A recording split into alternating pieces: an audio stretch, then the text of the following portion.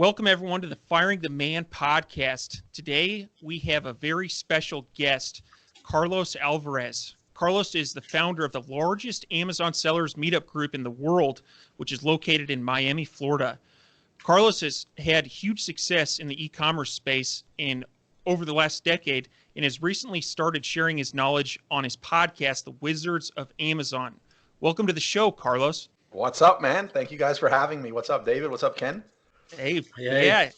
So I think starting out, Carlos, tell us a little bit about yourself. Where did this e-commerce journey start, and tell us about your path to success? Yeah. Before saying that, I have a confession that I've been binge listening to your guys' podcast ever since Ken pointed out that the name of it. I recently listened to one about how you guys are using like the calculator to determine profits and stuff like that. It's the most in-depth discussion on that topic I've heard in 15 years. So I loved it. I got it and I shared it with some of my VAs and I'm like, hey, that thing we were talking about, look at this. So great job, guys. Nice. Awesome. Thank you. Yeah. My backstory, I just did everything wrong as a kid. I literally walked out of fourth grade elementary school and just walked into a store and I guess 5-finger discount, some fishing supplies. I went fishing and I never went back. Very bad household that I grew up in. So nobody was really checking. And I kept doing that wrong thing for a long time. My friends later, or my peers or people that became friends later on, they didn't. They went to school, the normal thing. They got a high school diploma, they went to college, and they were getting these jobs that paid money that allowed you to get a home, like get a home and like do adult things. And I was, a dairy clerk in Publix, delivering subs in a sub shop, selling cigars. And I had an expensive ex-girlfriend, which I should thank her because it's what got me into selling on eBay. I got hooked on the process of selling on eBay. Friends and family saw that mind you, at this point, this is, I'd say 16 and a half years ago. And friends and family saw that I was doing something that wasn't going to land me at either like life in prison or ODing. And they were like, let's support this. And they were throwing that term around like entrepreneur. I had to look it up. And I'm like, yeah, that's me. Finally, something I can identify with. And they pulled together $81,000 and I went to my supplier. My most profitable product at the time was this adult novelty item, this silicone ring with a motor. I'm going to leave it for that. And it was for guys, but I'd get it for 16 cents. We'd sell it for 20 something dollars. And I went to my supplier, Elvis from Pleasure Chest, still exists to this day on Alibaba, by the way, if you want to reach out. And he told me we don't have 80,000. Obvious to us now, as successful, entrepreneurs and accustomed to working with suppliers, no one holds like $80,000 of inventory there with your perfect packaging, right? So I got offended that he didn't have the inventory. I thought, wrongly that all factories held that kind of inventory. And I found someone else that had it on Alibaba. Keep in mind, this is approximately 16 years ago on Alibaba. Like this is Wild Wild West. It looks nothing like what it looks like right now. And I found a guy named Usman Sise, and had a factory in Hong Kong, and I sent him the money, and he stole everything from me. That was truly my low point. I knew how to be broke. Like there was not going to be a major lifestyle change because that money was gone. It was more, I liked being called an entrepreneur. I liked people looking at me. I liked people asking me about their ideas and whether they'd be profitable. So I tried to hide, successfully, I guess, the fact that I got ripped off. And one of the things I went to go sell to get some seed money to keep going is 2 of my reptiles, and a Burmese python, Columbia red-tailed boa. And the person in front of me in the reptile store, the pet store, was paying $25 for 50 live worms. Something just clicked. I mean, I have to say it's almost insanity, especially knowing everything that truly goes into running a successful business selling live insects online. It was insanity what I did, but I did it. I couldn't even afford the bins that I would eventually breed these things in. I find an article at a library about zoos potentially saving money by breeding these things, insects like superworms, feeder worms, Jamaican crickets, stuff like that. And instead of buying them top dollar on the private market, I started breeding them. I couldn't afford the bins. I started going to garage sales, paying pennies on the dollar. This hodgepodge thing of bins, creating these environments that they could breed in, eat in, live in, but not escape from, which I wasn't always successful. And this is a residence. So at one point when I exceeded, it was 5 different types of insects, and each one had over 3 million of each. And I'm selling them. Code enforcement comes to my house one night. I mean, imagine 3.5 million crickets going off at night. It's definitely, it's like, forget it. You can't imagine. Like, I had earplugs in the house. So I bluffed them and said if I threw it out, it'd be an agricultural disaster. They went for it. Friend lets me get a warehouse, rent free, half of it. It wound up being my whole thing, because who wants to work in an insect warehouse? And long story short, I guess, is 9-10 months later, I wind up. I'm working 90 to 100 hours. I'm sleeping on the floor, making every mistake known to man, and I wind up getting approached and sold the company for $2.6 million. And then I've just never looked back. Awesome. I love that story. I love that story from so many different angles. What was the name of the company, if you don't mind me asking? Miami Insects. Miami Insects. All It right. was nothing otherworldly. It was, I said, we're in Miami and insects. And that business sold. I had a non-compete for several years, and now I restarted the business, and it's actually one of my most my highest grossing and most lucrative brands right now on Amazon. That's awesome. That's awesome. So you sell your company. Where do you go from there? You got a non-compete. You can't get back into that market. What do you do now? $2.6 million at that time to me meant I could buy anything, however I wanted, for as long as I wanted. And this is where not having a formal education or maybe a few business 101 classes would have served me justice, because I was single. I had felt totally betrayed that, everyone was, my girl left me. Keep in mind, 15, 16 years ago, if you said as an adult that you said that you sold on Amazon or eBay, that was seen as extremely juvenile. And it was not something that, your potential wife, and I'm assuming husband as well, but that your potential wife would look at you and say, yeah, I see financial security here. I see we can have kids. Everything's going to be fine. That's not what that communicated, not to anybody. And it didn't even communicate that to me. It was like, oh my God, I'm a total failure. Let me just somehow keep connecting the dots, connect the next dot, just keep moving forward, learn from everything I do wrong, do it better, and just keep moving forward. And I know it doesn't work out like that for everyone. Well, let me not say that. I think a lot of people quit, but I kept going and it worked for me. So I'm sitting here at $2.6 million. It is not $2.6 million once every broker, lawyer, IRS, and everything gets a hold of it, right? So we're still sitting at a really nice number. We're sitting at a little over $1 million. And I think what I did could only be described as I decided to whore around Miami. I really just did that. And I was like, all these things I couldn't have, I'm now having. That expensive bottle, give it to me. And I started living a life around Miami that's really so unlike me. But I thought this is what you do. And truth be told, there were some good memories in there. And I did that. And then one day I just realized at this point next year, at this rate, I will be broke. And I will not only be broke, but before when I was broke, I didn't really know anything better. But now I'm going to be broke, and I'm going to have had a taste of what not being broke is like. And I know I didn't want to do that again. So the only thing I knew that had been validated in my life that I could do good was sell on eBay and Amazon. And I decided at that point that I created a company called, I think it was called Hyperborean, and we started a brand selling beverage chilling devices. And we were one of the second or third person on Amazon to start selling whiskey stones, and like these accessories to beer and wine and bar tools. And it just went gangbusters. And then I started opening more brands and doing the wholesale model and making every mistake along the way. I don't want to paint this into this. I'm the genius who had it all solved. Like, I think I've touched the stove more than a lot of people, and been burned. But I just have this thing where it's like when you're on there's a song out there now, and it really resonates with me. And I see a lot of people saying, and they're like, man, it's just everything is so bad. And I feel like I'm just looking down at everybody and everybody's doing, and I'm thinking, the song says, if you're on the bottom, there's nobody beneath you. There's no looking down when you're on the bottom. You're not really on the bottom. You just think you're on the bottom. If you're looking down around you, you're not on the bottom.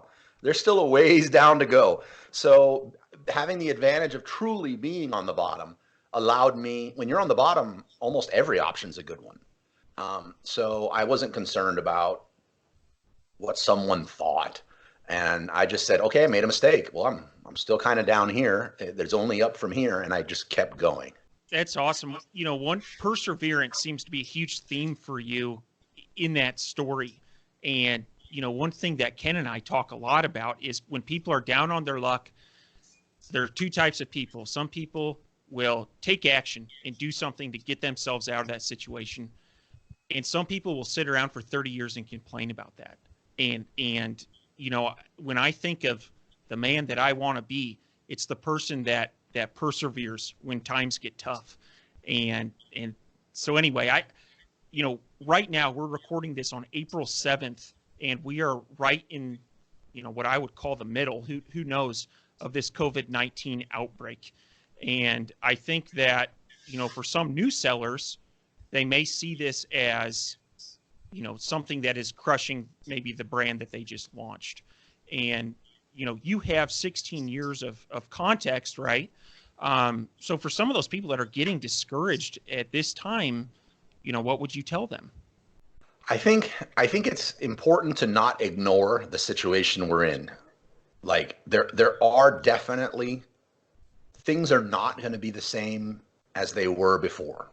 And when you hear that, I think, like you said, there's two types of people that when they hear that assume one side was possibility and the other side was this graveyard, right? And that's not the case. I think the other side, while being different, is going to be better. And it's not just being an optimist. It's a bazillion reasons. I mean, one of them, the biggest complaint a lot of people I feel like are struggling with is if you have a non-essential product and you can't send it in right now. It's like, okay, you know, even then there's workarounds without getting into all the workarounds there are.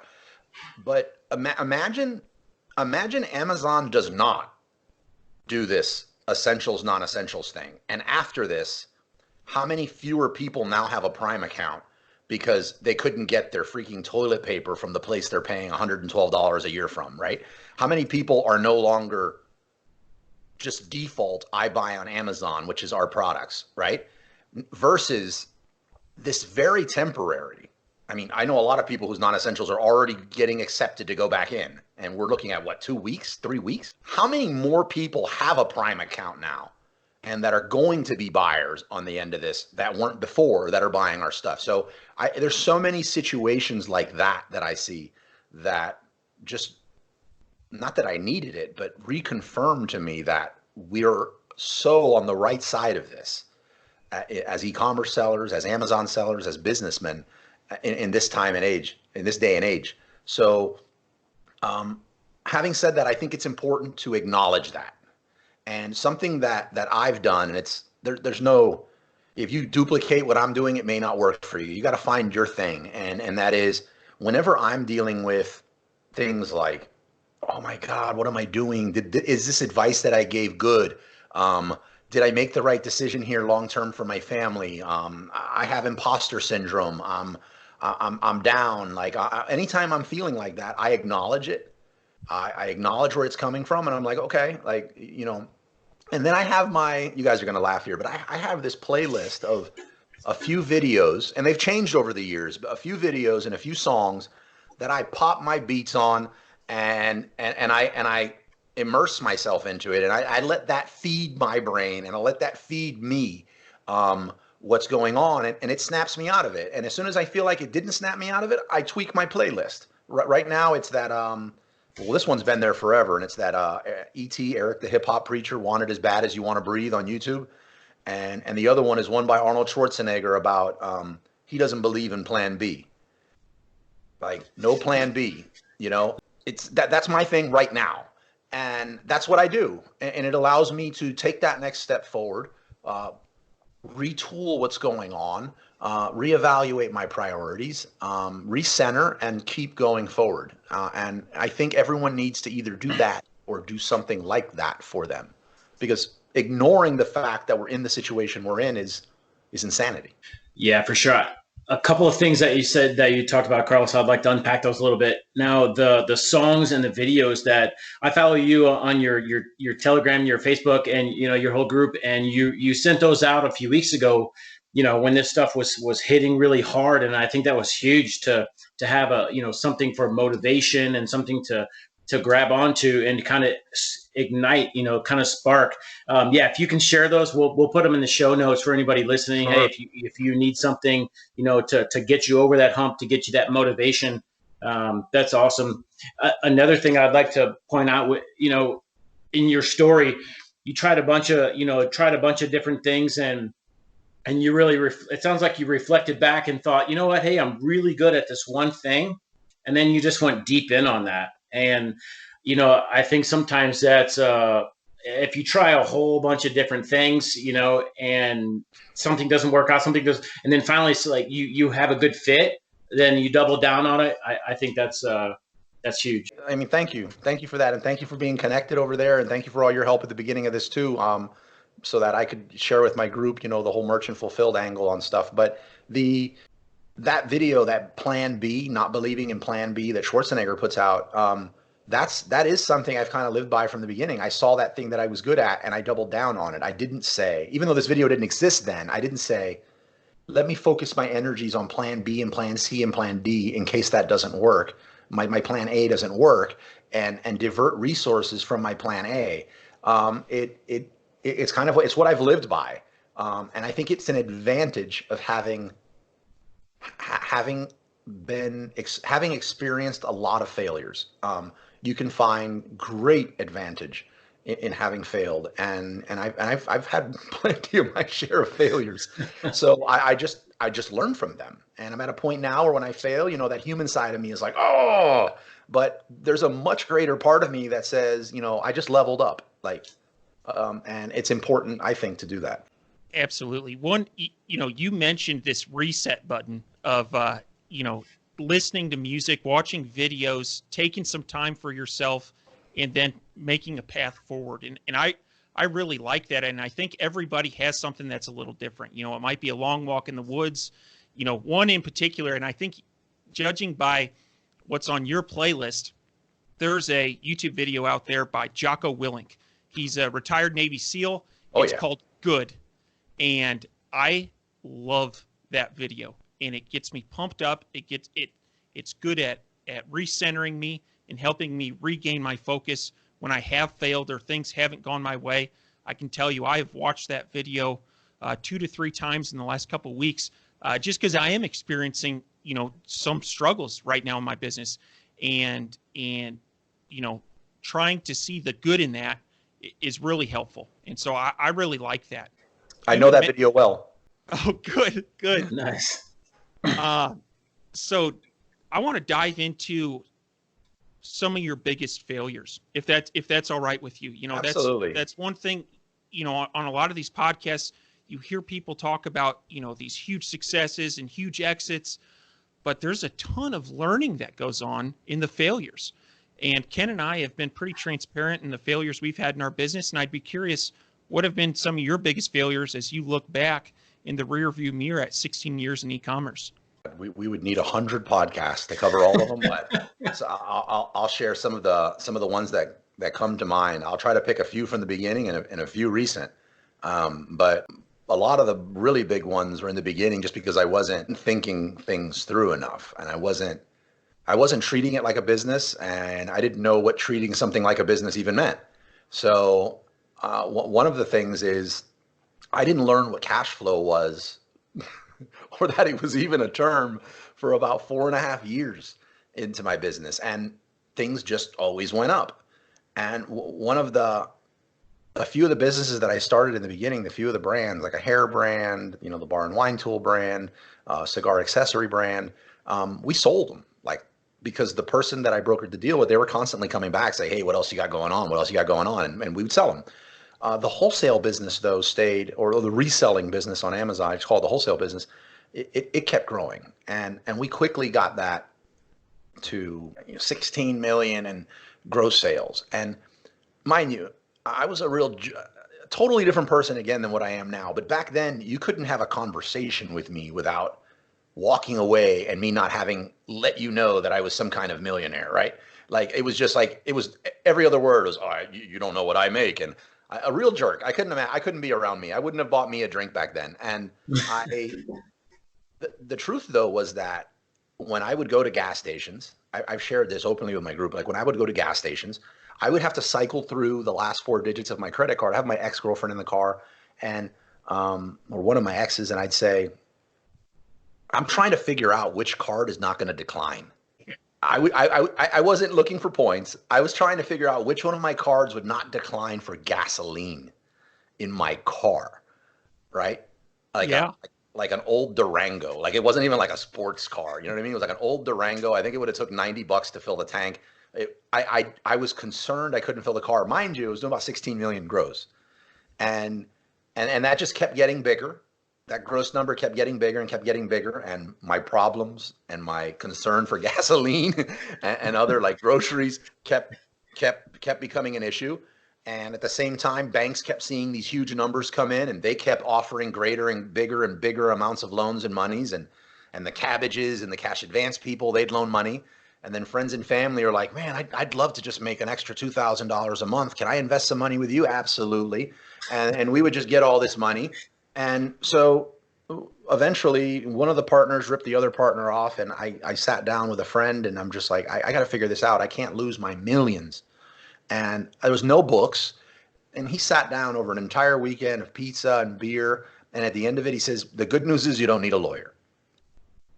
Because you're broke. You're broke. You're not only are you not a millionaire, you're broke. He goes, what you are really good at is moving money and not making money. And I couldn't understand the difference. I didn't even know which one was good and which one was bad when he said it. So one of my huge mistakes then, and I guess can be summed up in know your numbers, is understand what cash flow is. If you didn't go to college, you can still be successful. And it does not mean that there is not some really solid information that you could have learned had you gone to college and learned some cash flow 101. So cash flow is important. Know your numbers, huge. Another crazy thing that I did was one of the first cigar accessory businesses that I started. I had the validation from having sold the insect business, but when I sold that first business and realized I need to really tweak my lifestyle or I'm going to be broke next year, I didn't know if it was a fluke. I didn't know if I could do it again. I didn't know could I replicate this in another brand that's not insects. There was different competitors and different, that were not selling insects. People that sold insects seemed to be some store where this is a side thing, and I was making a full-time go at it, so I crushed them. Maybe that's not the case when you're going against the Metro Canes and the Venturis of the world and, these big brands. And I didn't know, and I was in a really weird place there, but I was still moving forward. And then I had a girl I was seeing at the time had a sister, and she had a boyfriend, and that guy and I would sit in my backyard smoking cigars, drinking rum, and just talking about taking over the e-commerce world all the time. Mind you, he was a few weeks away from a full ride scholarship to be a doctor. And he one day saw, some cigar cutters I got imported in, and he said, man, I want to partner with you. And I'm thinking, you really? Like, this is a doctor. Like, this guy's a genius. He aced everything in school. And for somebody that smart to see something so amazing in me, I just jumped on it. And I said, yeah, 50-50, bro, 50-50. And we did. I amended it immediately right there. I didn't even know how to set up the printer and go online and do SunBiz. He did all that. I'm like, oh my God, this is what I need. Somebody that knows how to install a printer and can copy and paste. And is a 50-50 partner. And something that I'm blessed with is tons of ideas. I know some people that's not the case, and I'm blessed with tons of ideas. So every time I had an idea and I had the connection to do it, I went to him and I said, hey, I got another business. You interested? Yeah, bro. Yeah. 50-50. And I did this non-existent, org chart, no structure as to who's responsible for what in their business. And to this day, I have over 16 business partners. And the majority of the time that we speak to each other, it's through lawsuits.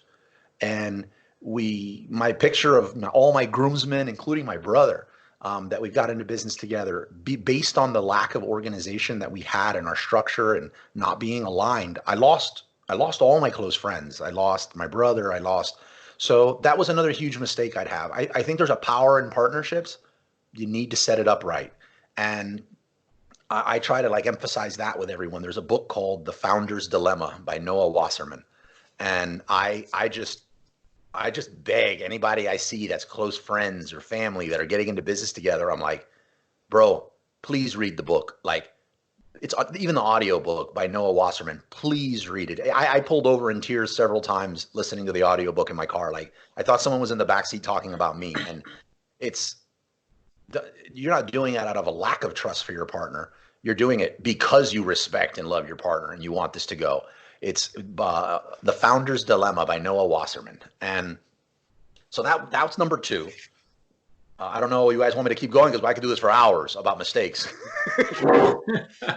Couple of things I want to unpack here is, so you've talked about those failures, and I was honored to hear that you've been binge listening our podcast. I have binge listened your podcast. Yes. As my only subscriber. No, I'm just kidding. Wizards of Amazon. For anyone listening to this, stop now, hit pause, go hit subscribe. You won't regret it. Thank you. But one thing that I've noticed is team building. That's something, and networking. That's something that you really seem to excel at. And so I'd like to kind of go back and revisit some of these failures and talk about how you may have addressed those. So for instance, on cash flow, what are some things that you did to respond to this, right? You knew it was an issue.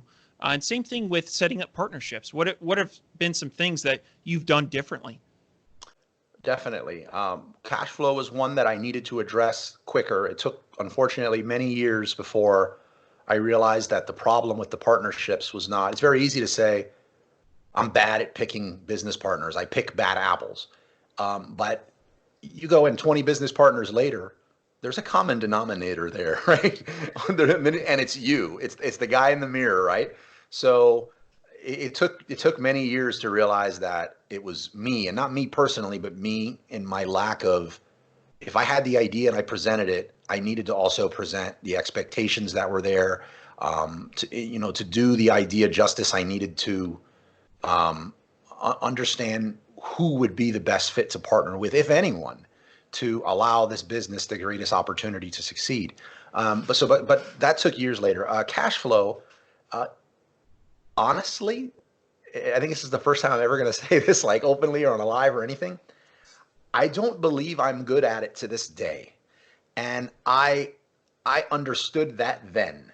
And what I did is say, and this is something that's allowed me to really build some brilliant people and some teams around me, is clearly understanding what I'm good at and what, if I was responsible for doing this and I woke up with dread in the morning, knowing, oh, I got to do this today, getting it off my plate. And those numbers and that cash flow and where are we at with this? Is it a good time to buy this? I'm not that good at it. And I've hired someone from that day forward to this day who full-time, just, as a bookkeeper and accountant, stays on top of that for my companies. So that's how I solve that. And there are some certain things in my business that I've encountered along the years that I'm just like, I could learn this, but I absolutely hate it. Anytime Excel opens on my, it just gives me heartburn. Let me hire someone. Let me hire someone a lot smarter than me to do this. And that's what I've done. That's how I address cash flow. Nice. I think, so I'm putting Founder's Dilemma in my audio, and my audiobook library as soon as this podcast is over. And it makes me happy to hear from you that you struggle with cash flow, because cash flow is one of the largest problems. It's a constant problem as I'm growing and scaling my own business. So to hear that, it doesn't go away. But outsourcing and getting help is, I'm like you, doesn't work for me. I'd like to kind of pivot a little bit as we wrap up the show and talk about networking. And so David and I met. David created the St. Louis e-commerce meetup, and that's where we met and kind of started networking and building relationship. And this podcast was kind of born out of that. And so for the listeners that don't know, you have Carlos, you have the largest meetup for Amazon sellers in the world. Yep. So can you kind of go into that and explain how that grew and what benefits you have of surrounding yourself with, like-minded people and spreading your knowledge? Sure. I used to meet every weekend with a small group of friends that we started selling around the same time, and we've grown at about the same pace. But over years, we just got tired of the same war stories over and over. We didn't meet every week religiously, but we met at least 2 or 3 times a month for years. And I've used Meetup.com and community building just in general to launch brands in the past. That I'd use that community building and those meetup groups to launch brands on Amazon and launch products on Amazon, harness that local IRL in real life and focus it towards Amazon. So there was one other person in my group too, Fabian, a friend of mine, that he did the same thing. And for us, it was a very logical next step. It was like, well, we want to get some fresh blood in here. We go to meetup.com and we know how to properly announce and advertise our group and attract followers if they exist, right? So the first meetup group that we set up, meetup event, was at a Starbucks near my house in case nobody shows up. And I had 4 people show up. And over the next few months, 1 person, 3 people. But I still took pictures and I still posted and I still went through all of my processes that I would normally do. And that meetup has grown over 3.5 years to about almost 4,000 members on and off of Meetup locally. I think on Meetup itself, it's like 3,000 something. And of that, there's about 1,600 very active members. We meet 16 or 17 times a month now. 6 of those are in Spanish. The rest of them are in English. The benefits, well, apart from the benefits, when I started, my main reason for starting was to get fresh blood and to throw some ideas around. And I'd always wanted to have, and I still to this day want to create an annual event that is not just Amazon related, but that's more of e-commerce. I think the world's a lot bigger than Amazon, and it's e-commerce focused. And I felt that having this base of people in South Florida would allow me to make sure that event, got full.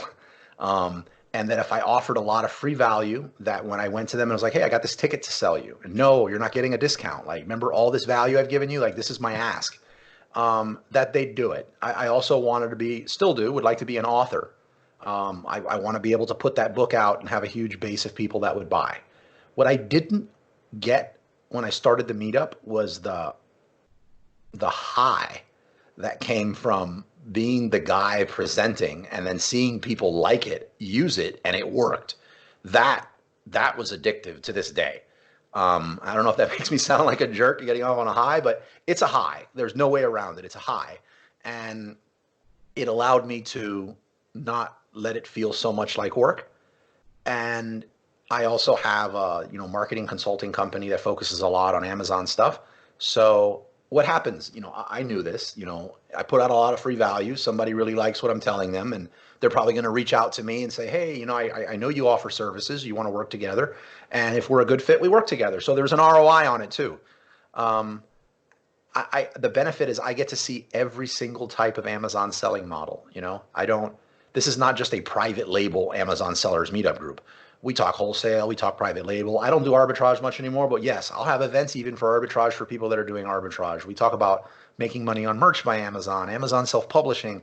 I got in the Amazon transportation program when it came out to get some vehicles. Like everything you can possibly make money on Amazon, we talk about. And we also bring in some like multi-channel selling. Because again, the group is an Amazon group because you need a focus. But again, it's so much bigger. I don't know if that answers your question. I have to tell you, 2 years ago, I was looking for a meetup in the St. Louis area for e-commerce sellers, and I didn't see one. and I waited around for somebody to start one, and I ended up just starting a Meetup account and starting my own. And you know what? If you're familiar with the movie The Field of Dreams, there's a really famous quote in there: "If you build it, they will come." Well, I can tell you, if you build a Shopify store, people won't necessarily come. However, I have found that with Meetup, if you build it, they will come. And as an e-commerce seller, you can spend a lot of time by yourself in your office, and it can be a kind of lonely existence, right? You know, the title of our show is Firing the Man, but oftentimes you see people that will quit their full-time job, they'll fire the man, and they're lonely. And I think as humans, we need a tribe. And that's been something that I've really, you know, Ken and we hit it off right away. And, you know, it was funny. My wife was sick of listening to me talk about PPC and conversion rates. And Ken had the same story. And so him and I just started getting together for beers and chatting, you know, about our Amazon stores. And so I have since looked at the Miami Meetup that you've started and have kind of started to model that. Please, yeah. It's been awesome. It has been awesome. And so I would say to any of our listeners, if you're looking for something like this and it doesn't exist, start one. It really is not a lot of work. It is incredibly fulfilling, and it has been a positive ROI activity on my business for sure.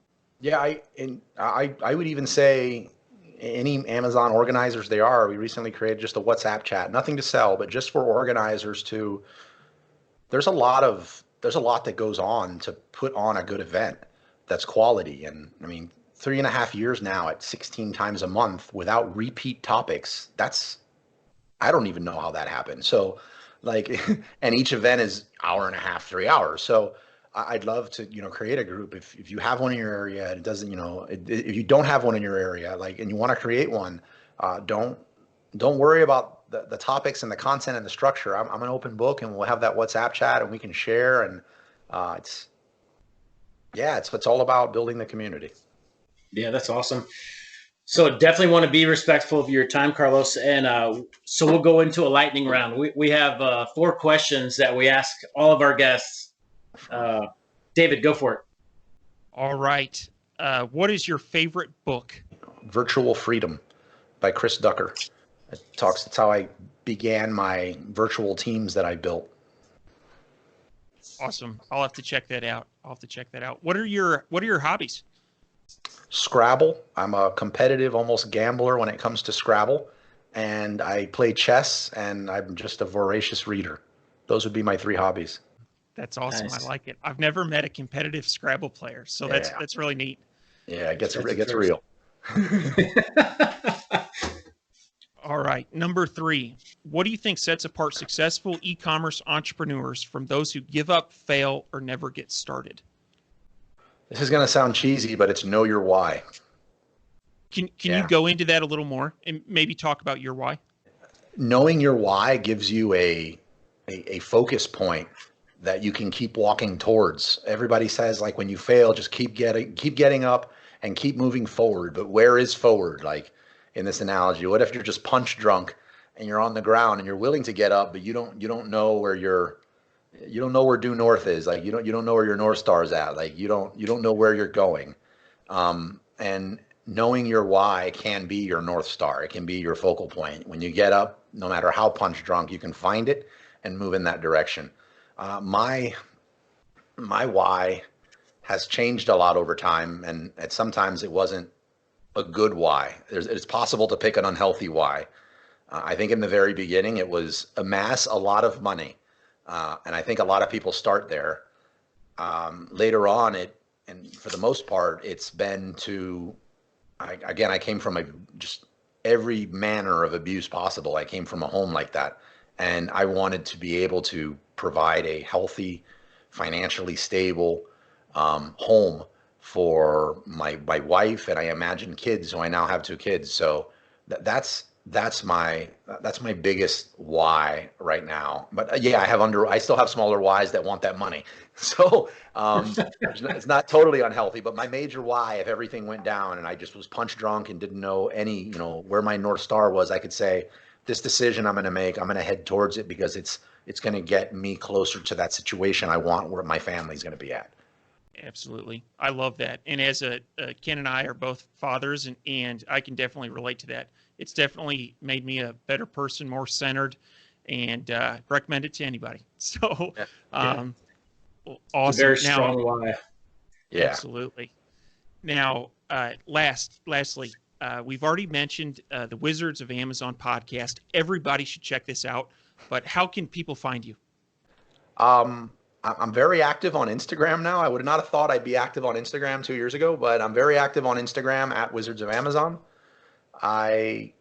Facebook group Wizards of Amazon. I'm on there a lot, and then you can connect to like our Telegram chats through there. And then I suggest you take me up on this next one, but I leave my phone number in these podcasts, and you could actually just text me or call me. My number is 305-902-1283.